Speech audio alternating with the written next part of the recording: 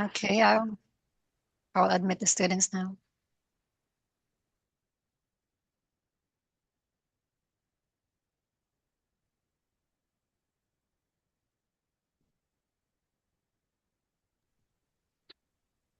Good afternoon, everyone. Hello, everyone.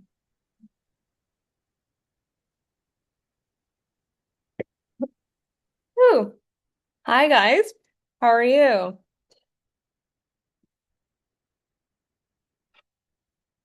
Okay. I'm doing good. What about you? I'm good. I'm in a good spot. I just had a big dinner, and so I feel like I need to pop myself back awake now. Okay, I know we're gonna have a poll starting here momentarily, so once that pops up, you guys can go ahead and answer those questions. We'll get a sense of what we're talking about today, and while we let people trickle in here.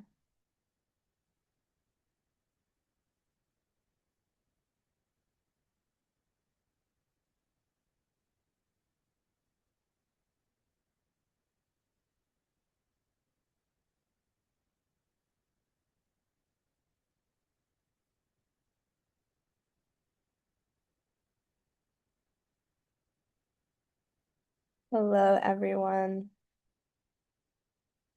Go ahead, jump into the poll questions. Make sure if you are an alumni or student leader, you are putting those initials at the front of your name so that we can identify you for the breakout rooms. And make sure have your camera on if you can. And we'll get started in a couple minutes here.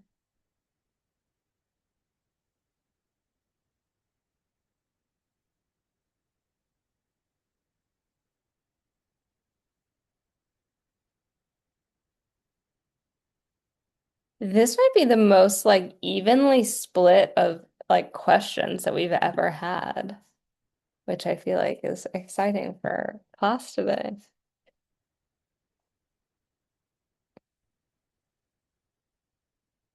If you haven't answered those yet, go ahead and jump in and do that while we give folks one more minute to jump in before we get started today.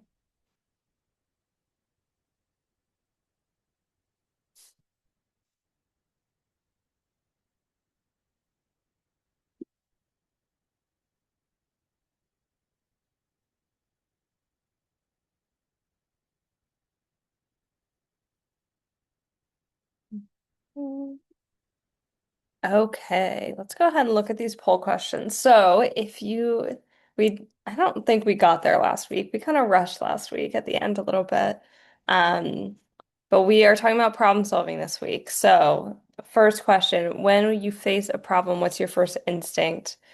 The top answer looks like ask someone for advice, which is great.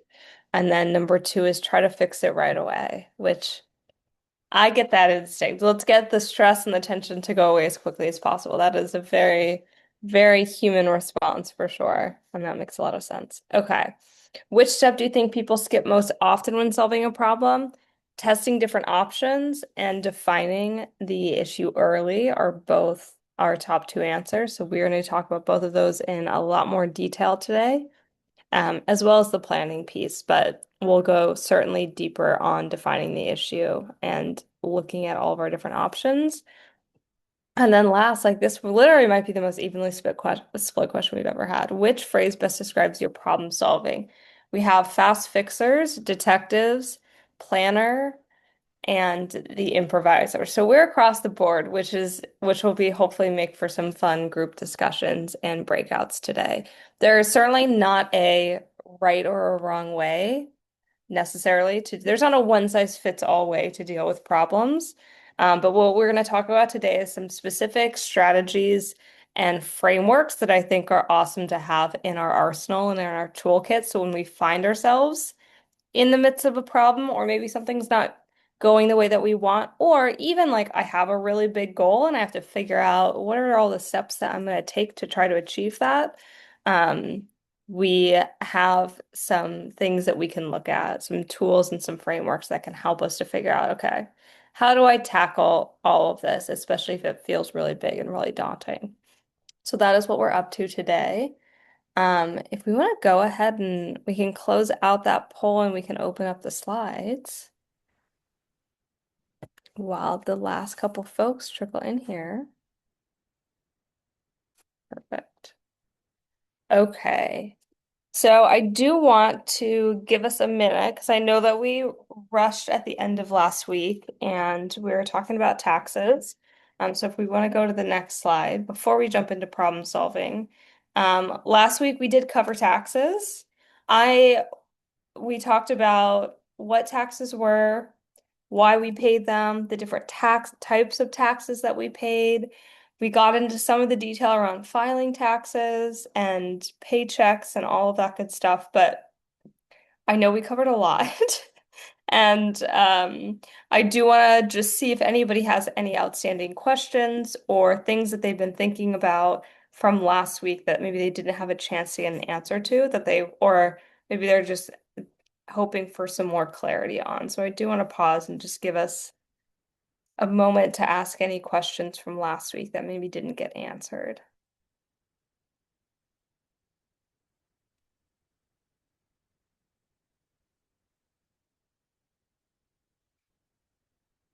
Anything on the tax front? Oh, look at us trickling in so quickly. Okay. If you guys do have questions, feel free, don't hesitate to ask, drop it in the chat. I can help try and answer those as we work through class today too. Okay, so that was last week. Let's move into this week and look at the learning objectives. So, who wants to read that first objective that we have for today?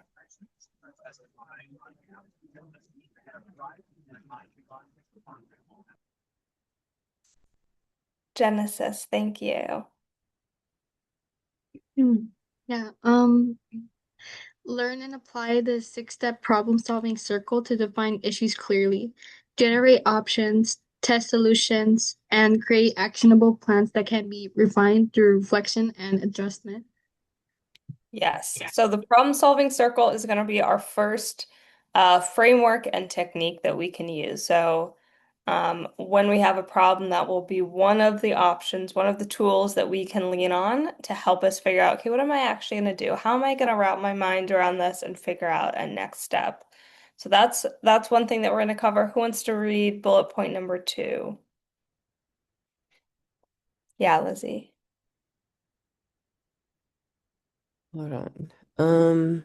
Use the 5 ways technique to identify the root cause of problems, moving beyond surface level symptoms to uncover deeper, more meaningful solutions. 100%. Yeah. So 5 whys, that's going to be that's going to be the second strategy that we'll have in our arsenal to apply to a given problem. And then who wants to read this third learning objective for today? Yeah, Allison.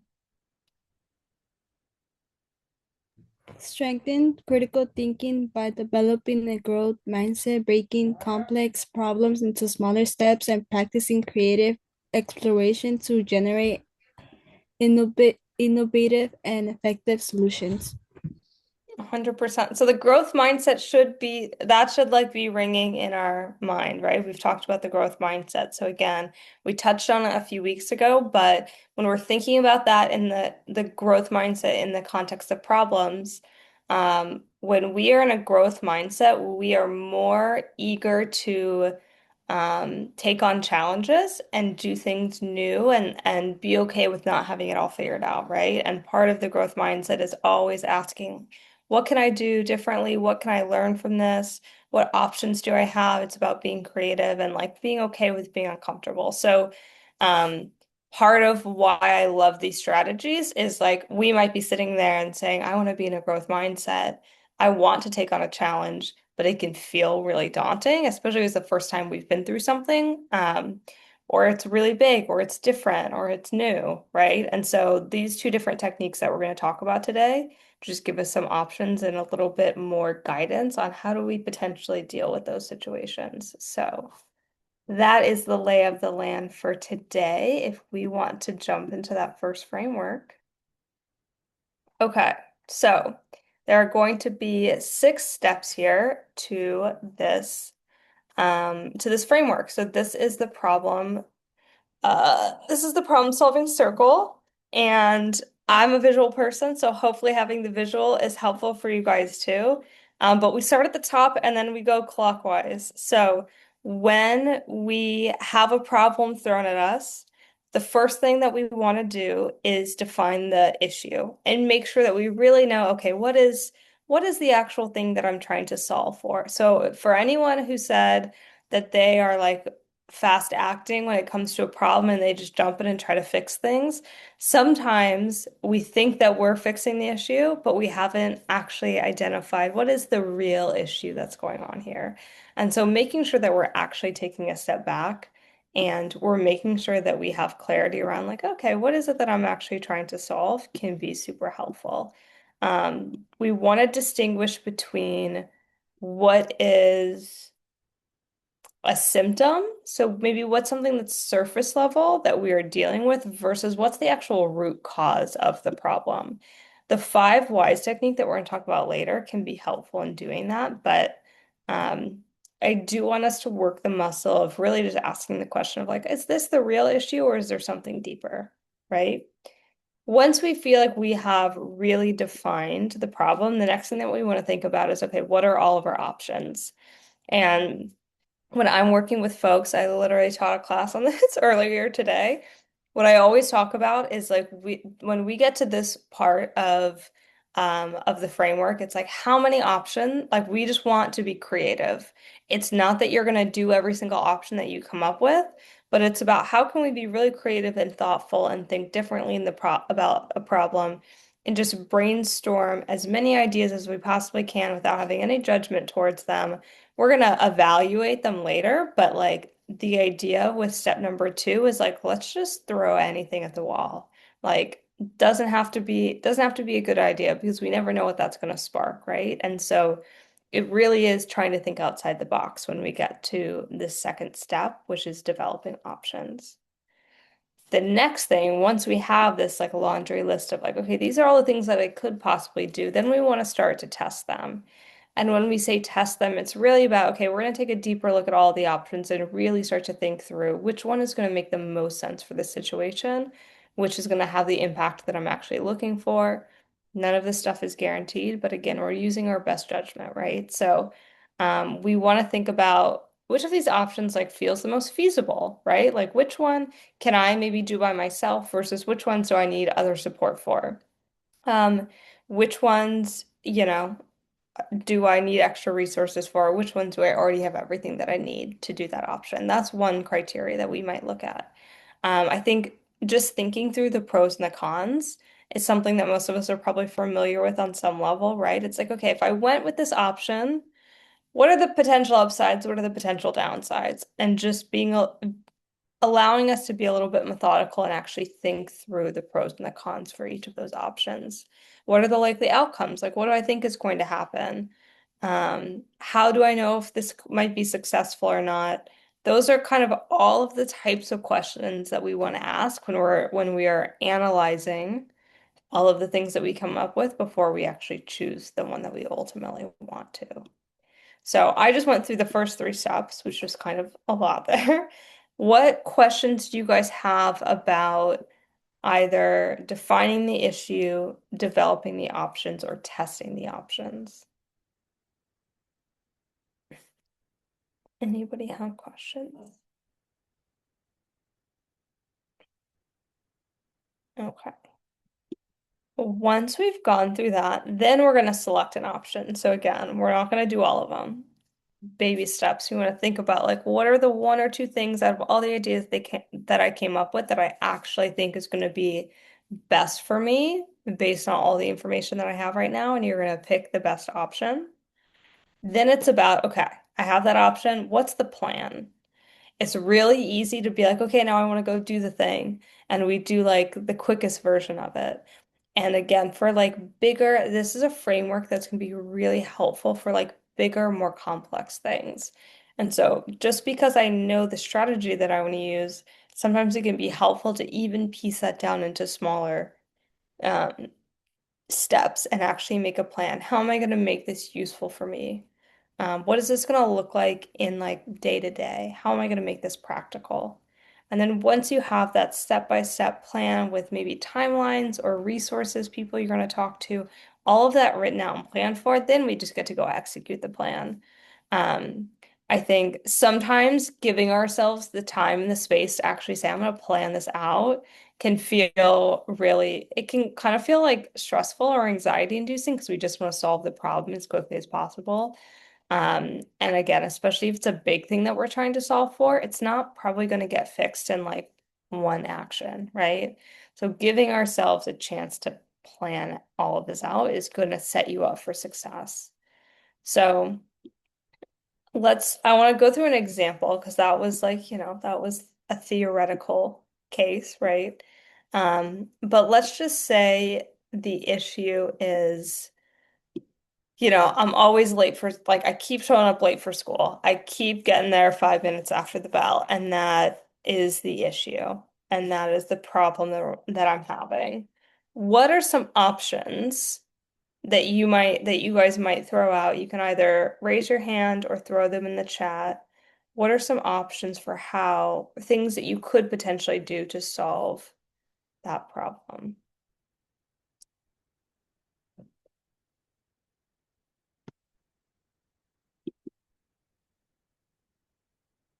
Go to sleep earlier, 100%. Set your alarm earlier. Or just like start setting an alarm. Yeah, maybe we're not setting an alarm at all. What else? Yeah, earlier alarms for sure. What are some other options? Waking up 30 minutes early or 100%. What are some other things that we could do? Find a different route. Love that. Yeah, maybe there's a different route that we can do. What do you mean by do the things before? What does that mean, Natalie?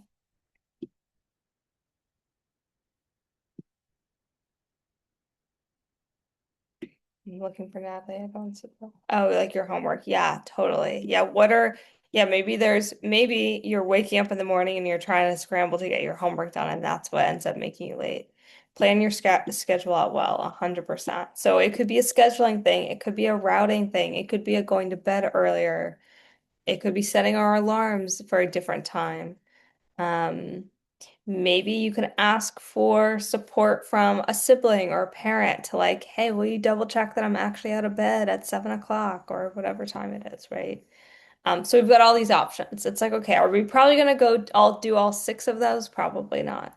But then we can sit there and be like, okay, which of those is feasible? Like, which of those feels like it's going to have the biggest impact on my life? Do I think if I set my alarm a half hour earlier, do I think that that's going to solve the problem? Does that feel realistic? Or do I know I'm going to sleep through the alarm anyway, right?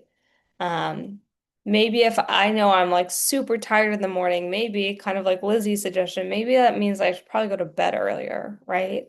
But if I go to bed earlier, then what are the implications of that? What does that mean that I'm not doing at night? Is that realistic for me or not, right? These are the kinds of questions that we want to ask ourselves when we're actually thinking through all of these different things and deciding which one is going to be the most realistic. It's like, yeah, I could ask my brother, but is he that reliable? I don't know. What if he doesn't remember to wake me up? Or what if he also struggles to get out of bed? So these are all of that. We have all these great potential options, and then we want to start to think through, okay, what's actually going to be the most realistic? Let's say we went through let's say we went through all of those and we analyzed all those options and we decided, you know what? I think what I actually need to do is I need to do a better job at managing my nights so that I can go to bed earlier. I need to do my homework, like Natalie said, I need to do my homework before and not wait until the morning, and I need to make sure that I'm going to bed on time, right? It's like, okay, that might be easy. Like our instinct might be like, okay, I'm just gonna do that. I'm gonna do my homework earlier and I'm going to go to bed earlier. And it's like, okay, that's where we probably want to pause and we want to do the next step, which is to write a plan. What is my plan? How do I actually want to think about my afternoons and all of my time after school to make sure that I'm like realistic and I'm setting myself up for success, right? And I'm not cramming a bunch of stuff in at the last minute. And so maybe you write out a plan for how you're going to spend your 1 hour after school to make sure that you're doing your homework first. Or maybe part of your plan is um, asking, telling your mom or your dad, hey, I really want, I'm really going to try to go to bed by 10 o'clock. And so if you could help hold me accountable to that, like it's really important.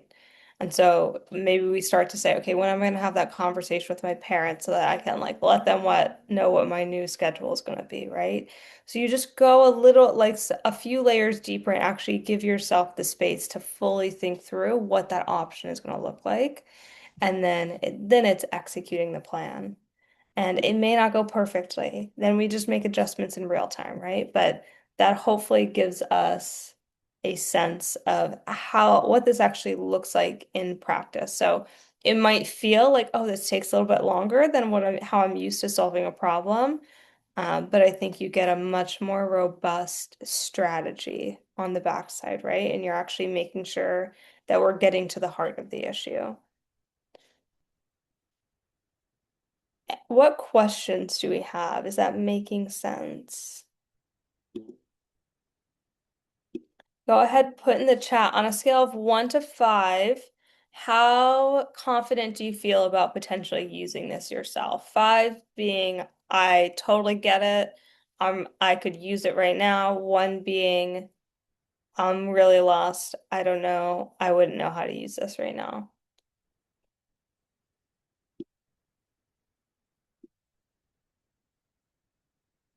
5, 4, 5, 4.5. Beautiful. Who else? 4, 4. Okay. That feels really solid. We're in a pretty decent spot. So let's go to the next workbook question then. So I think that will allow us to think about this again. If you are thinking about this question, we'll spend 90 seconds kind of working on this in your workbook. Which of these 6 steps do you think people tend to skip the most often, and why do you think they tend to skip them?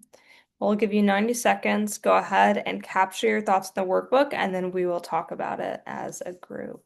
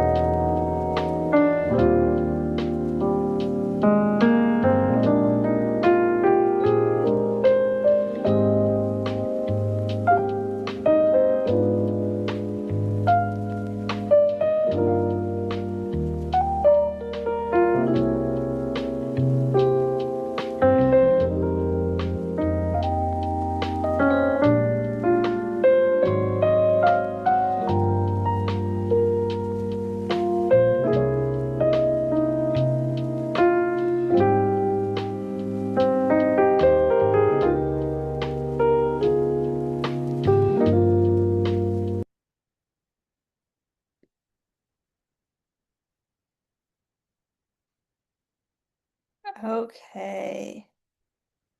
What do you guys think? Who wants to share? Which of these steps do you think people skip the most often?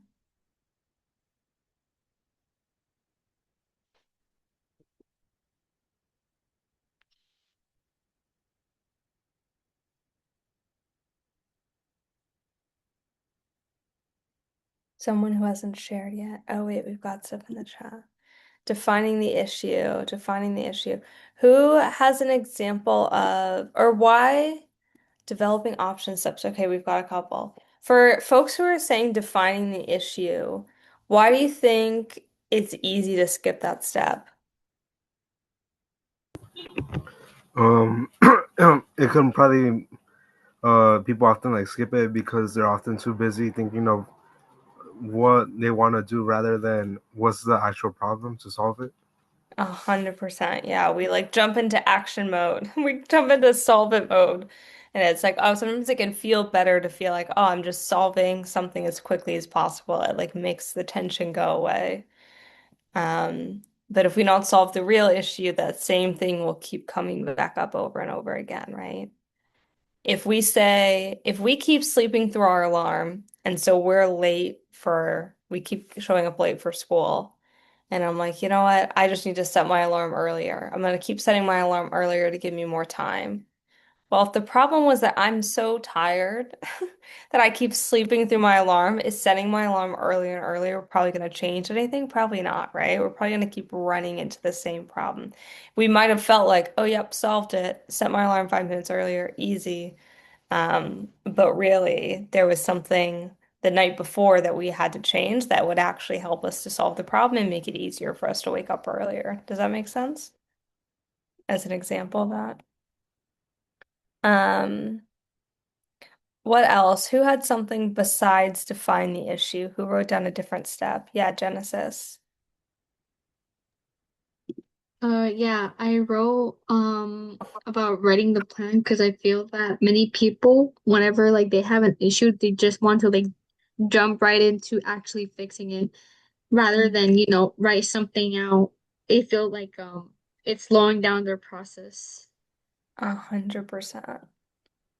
Oh, if we ever feel like we don't have time to make a plan. It's like, I need to solve this. I don't have time to make a plan. I always say, I'm like, well, you don't have time not to make a plan. Making a plan f will take more time on the front end, but it'll make you so much more effective on the back end. It'll help you to catch problems before they even happen. Where sometimes if we just rush into things, it's like we run into problems that we could have foreseen, but we just didn't give ourselves a chance to think through it. So I genuinely think you save more time overall if you let yourself make a plan. Again, especially for those bigger problems or those problems that we run into over and over again, those tend to really benefit from us having a plan right now. Cool. Okay, we can move on to the next slide and we can look at, oh, we can do these one at a time actually. If you want to take the Y's back away, we can, it actually doesn't matter. Okay. Okay, so this is our second strategy. So for the people that said defining the issue is something that we sometimes struggle with, or like, maybe we're addressing the surface level issue, but we're not addressing the real issue. Setting that alarm earlier might feel like it's addressing the surface level issue, but really there's something deeper that we need to solve. This 5 why strategy can be a really helpful tool to help us figure out what is the actual problem that we're facing. So, it is as simple as it sounds. We just ask ourselves why 5 times. So, I actually want you guys to do this. Well, I want you guys to work on an example while we walk through the example on the screen. So, the first thing I want you guys to think about is just a problem that you have faced recently. It doesn't even need to be recent. It can just be a problem that you faced at some point. So the problem example that we have here is I failed my math test. Um, I think I was chatting with the YC staff before this, and I was telling them, I'm like, yeah, there's never enough time. There's never enough time to get everything done. It's like that would be an example of like a problem that I literally was just talking about, right? So if everyone wants to just think of one problem, and it can be one sentence, it doesn't have to be overly complicated. But if you jot that down somewhere, you can either type it up on a piece of, type it up on your laptop or your phone or on a piece of paper, and we will start. Oh, we got all the Y's. Okay. We will start with that problem. Once you have that problem identified, First, we want to ask ourselves why the first time. So if the problem is I failed my math test, the why, what's the why? I failed my math test because I didn't study. That would be the first level of why. So if I'm thinking about this example and I'm saying, oh, I don't have enough time, why? Maybe, I have too many things on my to-do list because I'm not prioritizing, right? That's our first surface level answer. Does everyone feel like they have their answer to their first why? Yeah, that's a great example, Allison. Yeah, I failed my class. Give me a thumbs up when you feel like you've got the first why figured out.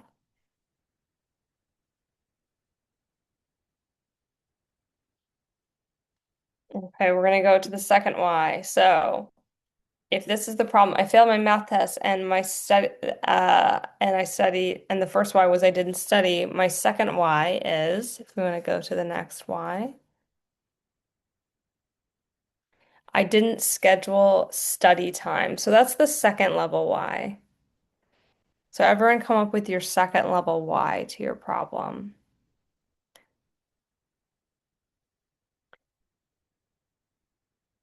And then let's do our third level why. So if we want to see this example, third level why, I didn't use my planner effectively. So it's like, oh, I didn't schedule my study time because I wasn't using my planner effectively. And then let's look at the fourth why. Why didn't I use my planner effectively? I haven't been consistent in using a planner. It's like I don't even have that system set up. And why do I not have that system set up? And that's the fifth question, or the fifth why. I don't have the habit of planning ahead. So you can start to see through this example. I failed my math test. The reason, if we go 5 whys deep, is because I don't really have a great system of planning in place, which led to me not studying effectively, which led to me failing my math test. So if we actually try to address the root issue, it's going to set us up for a lot more success over time. Instead of just putting a band-aid over the problem, we're getting to the root of the problem. So I will be quiet, and if you guys haven't finished your 5 whys, go ahead and think about what those 5 whys are. And again, we're asking why to the statement above it. So I didn't study. Why didn't I study? I didn't schedule time. Why didn't I schedule time? I didn't use my planner. So hopefully that's making sense from the example.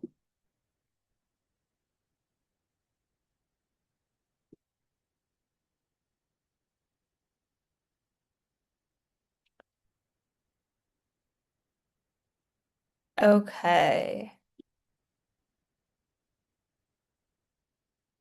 So that example hopefully is going to help us with our next workbook question. So if we want to move into our next workbook question, they want you to think of a problem which you already have thought of. What might have happened if you think about what's the difference of if you solved for the first why versus if you solved and tried to address the fifth why. And I want you guys to just answer that question and think about what the differences between that would look like with the example that you've just been working on. Does that make sense? Okay. Beautiful. We'll share some examples after we finish this workbook question.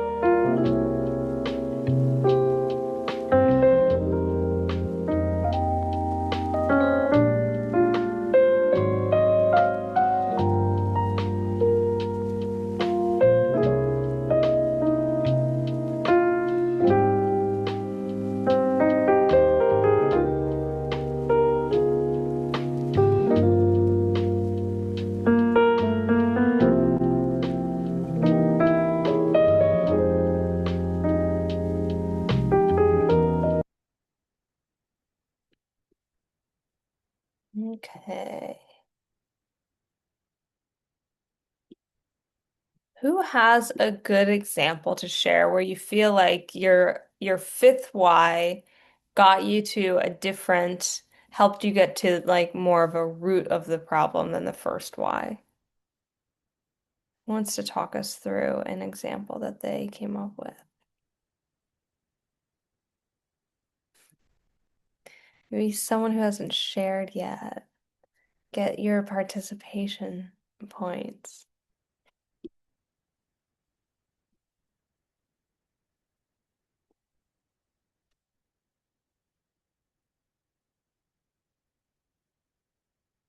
Yeah, Jessica, thank you.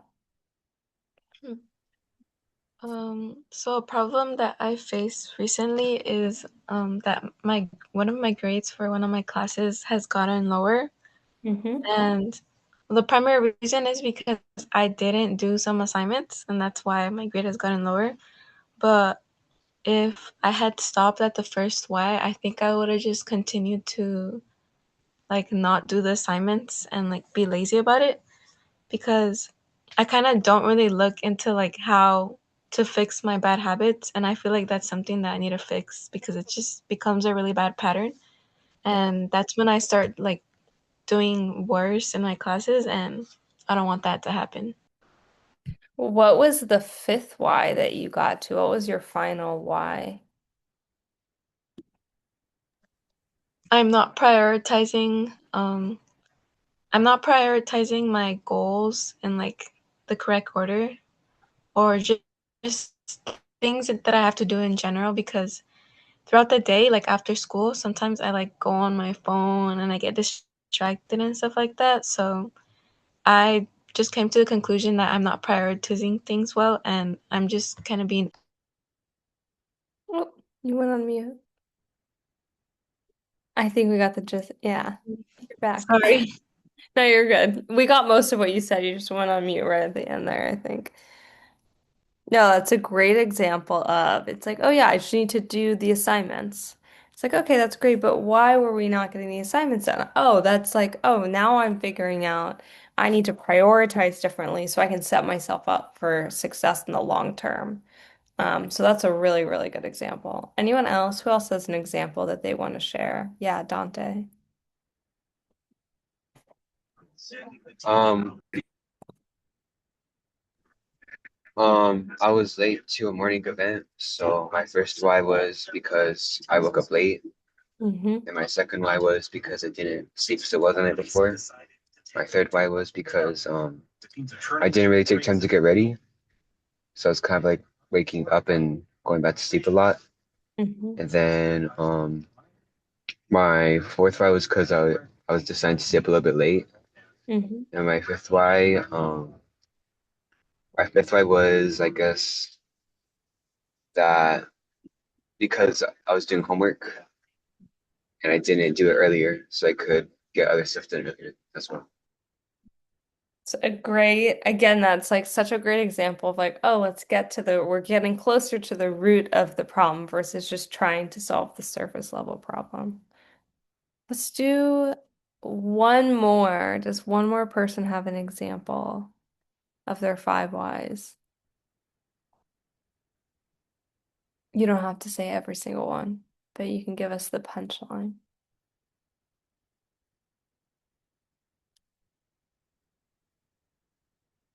Yeah, Diana. Um, I put rushing an assignment on the deadline.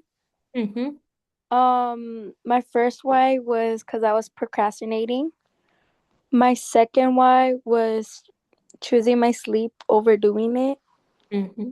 My third why was because I got tired.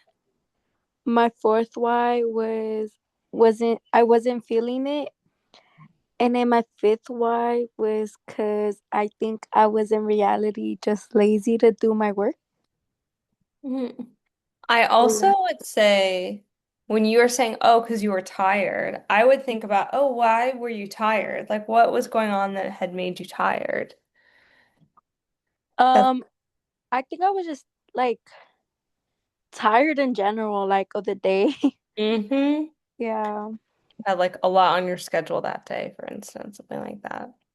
Yeah, that's a great example. So what is your takeaway of how you would solve the root issue? What comes to mind for you?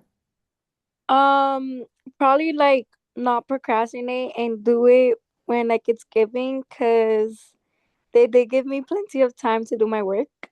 So that was just on me for procrastinating a lot. So yeah. That's a good takeaway. I like that.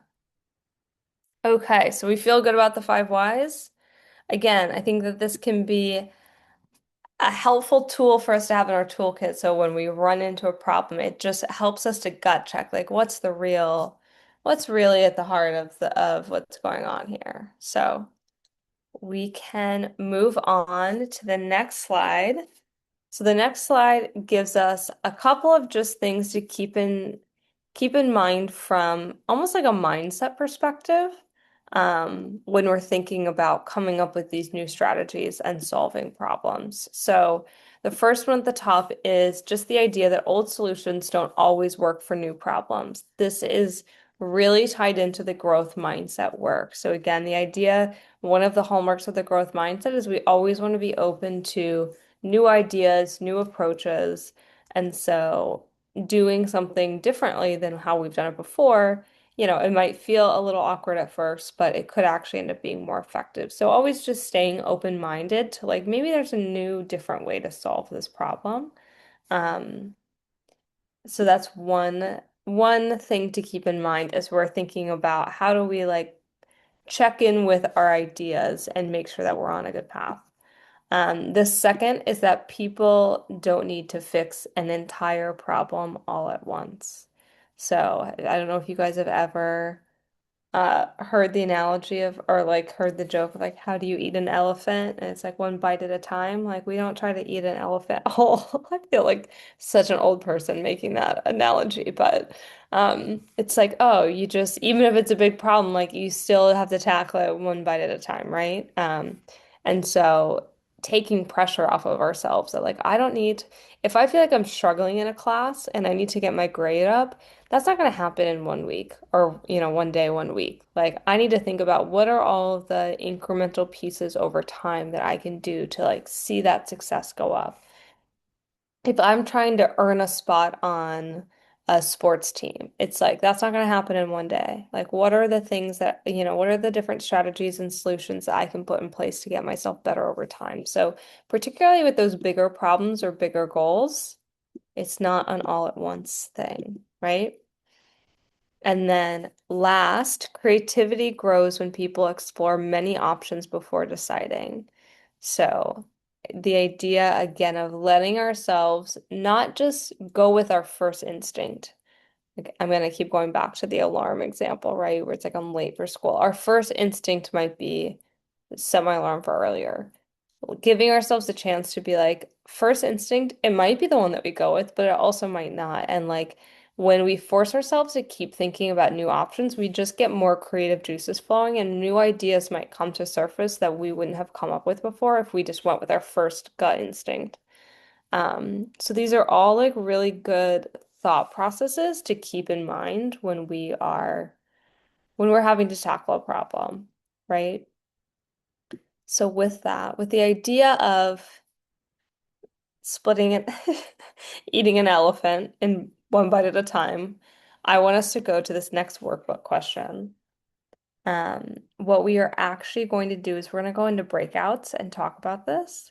And I want you guys to talk about what's a challenge that you faced recently and how could you break it down into smaller pieces. So specifically, if it's a challenge that like, again, that it's not going to be solved in one swoop, I want you guys to be able to think about how do I start to, how could I break that down into smaller elements?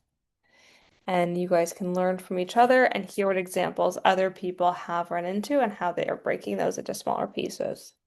So we are going to go into breakouts for like 3 or so minutes. So try to make sure everyone gets a chance to share when you guys go into breakouts. Cool? Does anybody have questions about what we're talking about in those groups? Okay. We can open those up then.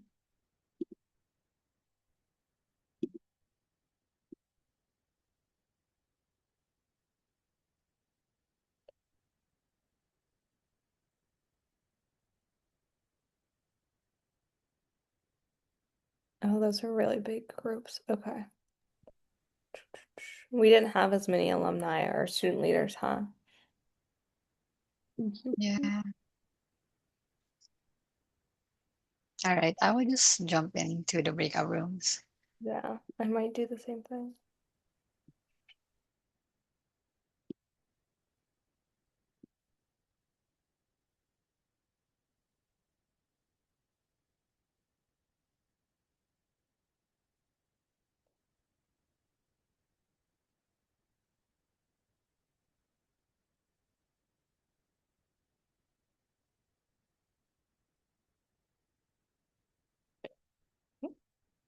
Oh,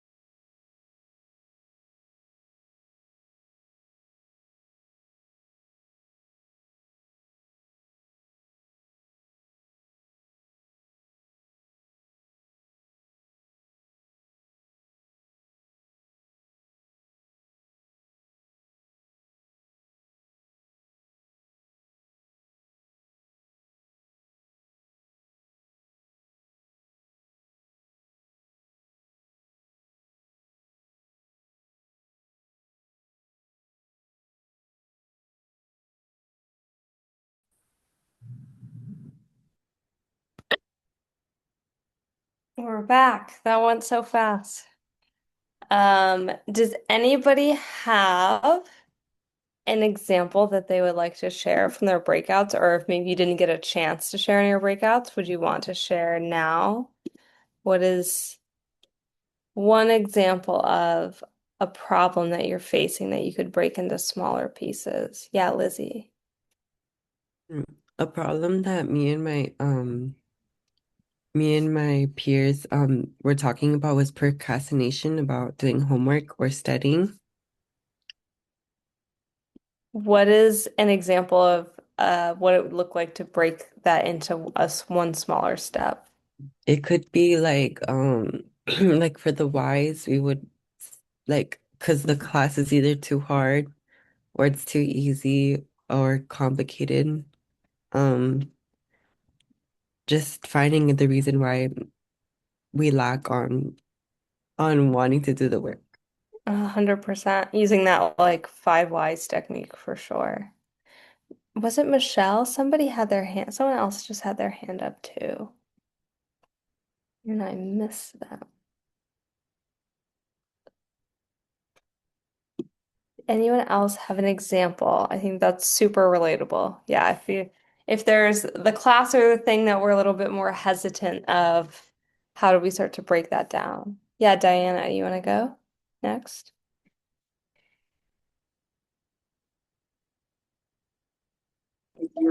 Um, one thing I said during my breakout room was not being a challenge that I faced was not being able to do a math problem or assignment.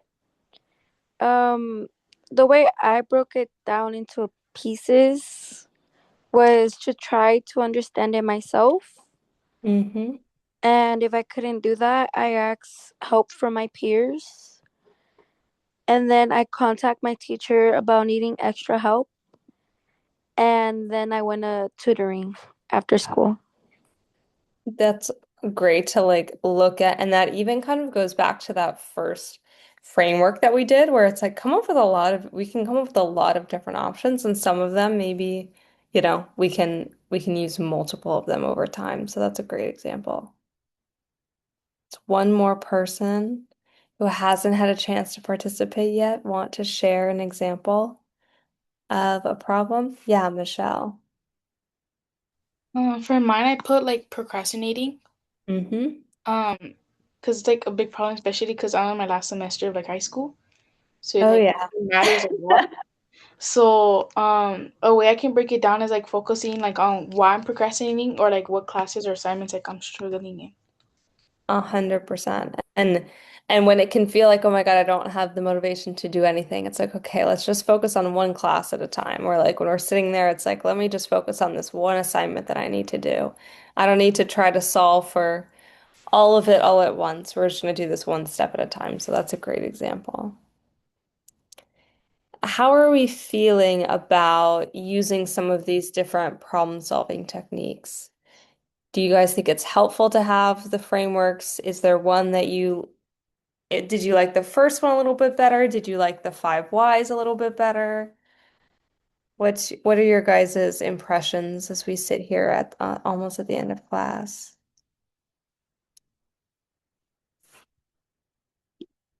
Okay, let's see. I'm seeing things in the chat. Someone's got to be a tiebreaker. Genesis likes the five whys. Antonio likes the first one. What do other people think? Which one do you guys like? Which one feels more usable for you?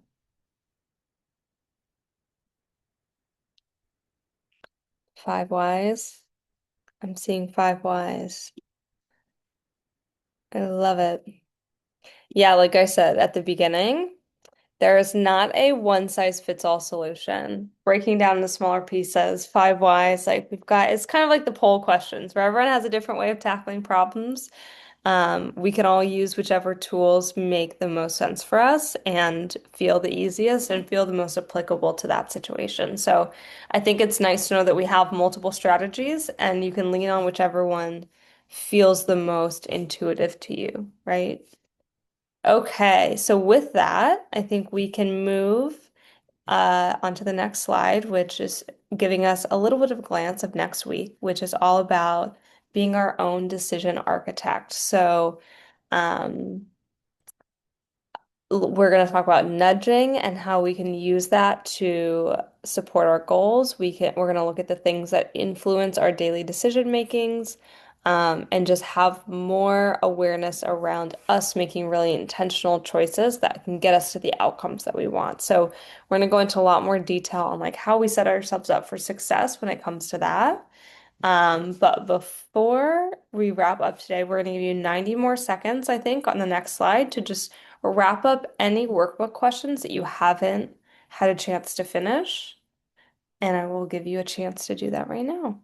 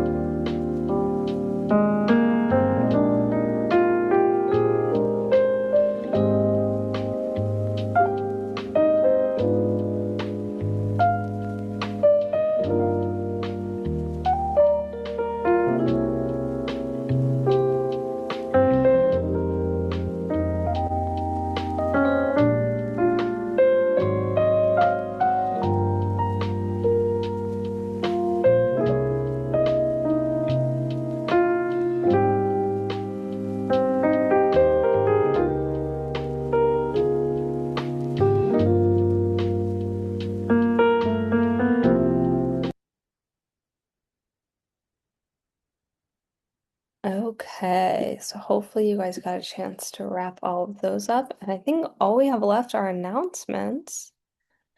We want to move on to that. Okay. So, two things. We do have another round of the Ignite Speaker Series coming up in March. So that's like 3 weeks away. Crazy. Less than that. About that. I don't know how to do math. Something like that. 2 or 3 weeks away. TBD on the, not TBD, TBA, to be announced. I'm sure they have the speaker. That is coming up. Like we'll know who the speaker is probably next week when we gather. But the RSVP deadline for that is going to be February 27th. So remember, the Ignite Speaker Series is a great way to get extra bonus points if you were to miss a class. So you will have, I think you get a point for attending that, and then you also possibly get a point for doing the post survey, so after the fact. So again, if you know that you have missed a class already, or you are probably going to miss one, or you just want extra bonus points just to be safe, that's a really great series to sign up for. And again, that's on Zoom, it's remote, and you just get to listen. And then last but not least, if you want to be a student leader, then the form is still open. It's open until tomorrow at 5 p.m. And I believe the training for that is actually going to be is it the next night? Um, so if you want to be a student leader, you'll get all the training and the support that you need to be able to do that, but you just get to take more ownership. You get to help people when we are in breakouts and support kind of your fellow students, and particularly if you want to work your leadership muscle, and get more comfortable speaking and helping other people, that's a great opportunity. So that form has been dropped in the chat, and that is open until tomorrow at 5. Does anybody have any questions for me about content we covered or any of the announcements?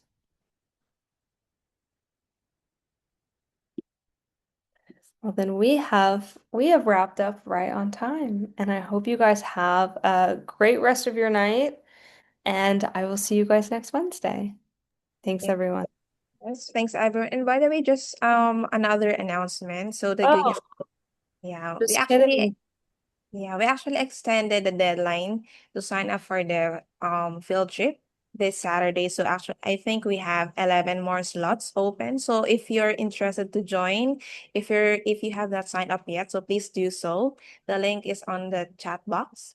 And for the announcements, please go to our student guide website. And if you have questions about youth champions, so kindly reach out to us through the help form. So that's it, everyone. So good job on attending this session. Have a good one. Have fun at the field trip this weekend, guys. That'll be fun. Bye. Everyone. See ya.